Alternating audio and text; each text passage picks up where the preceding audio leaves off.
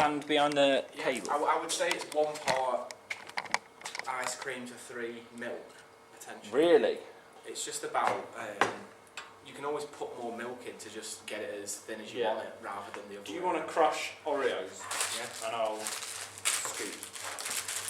So the first one, I guess, was Tommy Robinson, wasn't it? Yeah. And then after that, it was that guy, that YouTuber guy who was standing for UKIP, Carl Benjamin. Yeah. And then it was like Nigel Farage. Yeah. And what do you? The opinion of myself a few years ago would have been all for milkshaking people like that, because I think the message I see behind doing it is a sort of a non-violent protest against something that you don't agree with. Yeah. But then since I've started to be more actively sort of passionate about politics in general, and like form more opinions about it, I think there's more to it than simply just wanting to milkshake someone. I think there's a lot. Oh, you think the people who are doing it? Is that what you're saying? Like, you think the people who are doing it, there's more to it from there? It's very easy to see it as something positive when it isn't necessarily positive, because obviously the general consensus would be that the person receiving the milkshake being thrown on them is for the reason that they're spreading hate speech or they're saying things that aren't right. Personally, although it might not be a popular opinion, I think there's more to it than that. How do you mean? So like, a lot of things are taken on face value or assumed that they should be done, when in reality no one questions it because they're scared that they might be aligned with the people getting the milkshake thrown at them. Right. So say for example, if I was to defend Nigel Farage or disagree with him being milkshakes, I think my opinion would be that had been misconstrued as support. There's not enough like nuance, I guess. That's what you're saying. In when we talk about like using milkshaking as kind of. Because it's difficult because for me, essentially, what it boils down to is if you throw a milkshake at someone, that is still, although it's not technically an act of violence, it's an act of aggression towards someone, which is very contradictory of the belief of who I'm assuming is throwing the milkshake. Right. If I was to throw the milkshake because I disagree with Tommy Robinson, that's something I'm inflicting on someone that I wouldn't want inflicted on me. Yeah, it's not as simple as kind of disagreeing with Tommy Robinson. I think it's like people aren't throwing milkshakes at him because they disagree with him. People are milkshaking him because like his views are like unacceptable and should not be allowed to be platformed. That's what someone who would milkshake him would say. And I think it's a dangerous sort of attitude to sort of attack someone like that, because you sort of pushing a caged animal against the fence by. So you think it might like. It will make them. It will make embolden them. their like, perspective. Yeah, and also you're in danger of making them become a martyr in a sense to the people they follow. That's like I guess it's quite a common kind of counter argument. But like the kind of evidence is there that like if you forcefully and like physically and consistently resist the far right, then they do stop organising. Like there is evidence for that. Where's the evidence for that? So like that looks good, doesn't it? Yeah, that's pretty sweet. How thick does it? Touch more milk. A bit more milk, and then like the fork is good, and then you want to whisk after you fork. Consistently throughout history, when the far right and like fascists and people with kind of fascistic intentions have organised and been resisted by anti-fascist demonstrators, there's been less organising again in the same way because of the fear of being resisted violently by the counter-protesters again. Yeah, It's that's sort of. I don't know whether you can. I don't know whether someone can argue whether you get results from fighting fire with fire. But I think the results are that there's less far right organising, and that because there's less organising, there's less promotion of those views, right? Well, it depends, because I'd have to know specifically the statistics on far right movements before and after being met with violence. But I guess there is definitely evidence that I don't have.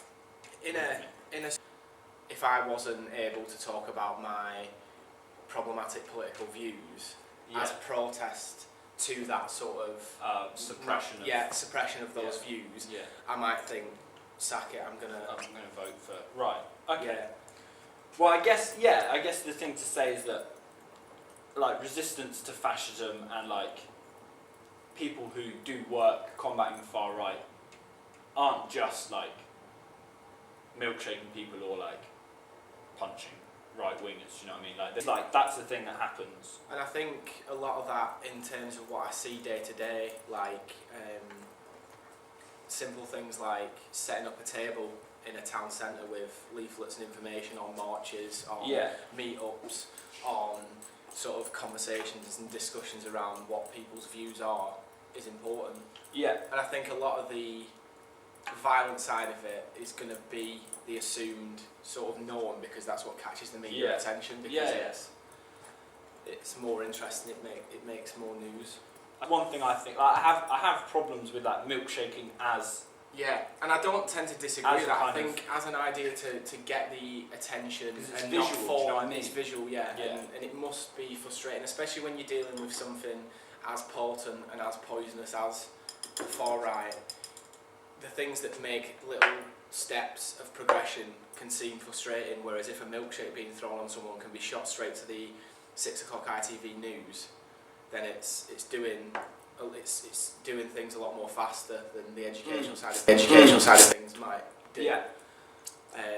It's the other side of it, I think, where I think for one, I hesitate to say it's contradictory, because obviously the level of throwing a milkshake at someone differs from the beliefs of the acts that someone who is a fascist would commit. Yeah. But my instant reaction when I saw the news piece about Nigel Farage getting milkshaked was, one, it was a very sort of weak, sort of dilute attempt at attacking the far right, and also in some sense very contradictory of the belief system of someone who is so-called anti-fascist. So-called anti-fascist. Do you think fascists should be, if there's like a right-wing march, fascist march, like openly, you know, let's say neo-Nazi. Yeah. Openly saying that, you know, the white race is supreme, that people of other races shouldn't be in this land or this country or whatever. Do you think that those people saying that should be shut down violently? What I would say is that they have given up their right to not be shut down violently, because of they can't have it one way for that group and not expect to be attacked or to be met with violent repercussions. Right. So I'm not going to stand on the sideline and say no or defend them. It's more a case of how useful is it, how progressive is it, and how much does it actually help other than fight violence with violence. To see someone else receive violent attacks, regardless of the reason behind it, is a very difficult thing to digest. Thanks.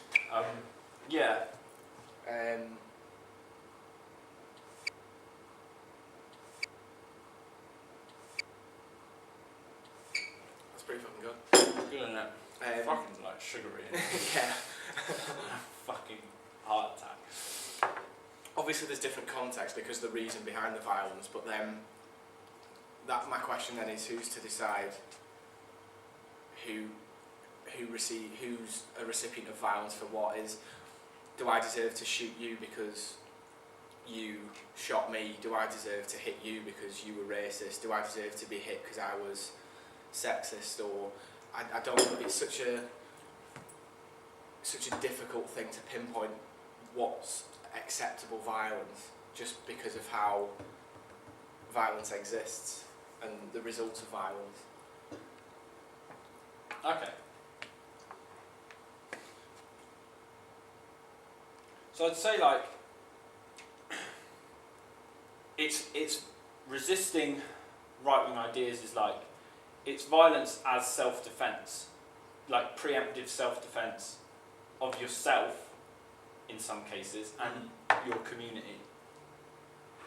And I think the only way to resist it is with violence, because white supremacy is violent. There's no way that it can't be violent. If you attack someone for having right-wing or extreme right-wing fascist views, because ultimately their belief system leads back to violence towards a certain group in society, I don't know if that sends the right like, where's the humility in, or are you of the opinion that someone who is a fascist gives up the right for any humility to be shown towards them? I think to an extent, yeah.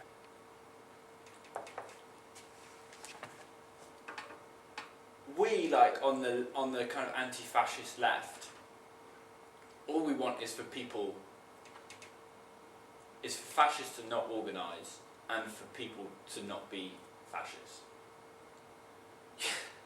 I would imagine that is the goal, yeah. And like, then that Antifa thing is like resisting fascism by any means necessary, which sometimes is which like I say is online spreading certain kind of anti-fascist information, anti-fascist literature. It is getting into the community and speaking to people who might be leaning towards right-wing or fascism ideas and trying to work them away from that. Like, it is kind of working with and like growing to and like forgiving people who have walked away from the right wing. Like, that is a thing that happens. And sometimes it is violently, physically getting in the way of fascist like organising in public. That's kind of, there's so much that's done to resist fascism in terms of non-violent things. And I just think I mean personally I would say it is necessary to violently resist right-wing organisation that's in public. Yeah, in some contexts I'd agree with you. One, because as I know it, especially in collective groups and organised marches and rallies, the far right are very violent people. That was a good chat about fascism, and obviously there's more to say. There is more to say. And we could be here all day. But I feel sick. And I'd like ice cream. We may as well finish that. But thanks, Ollie. Yeah, no problem.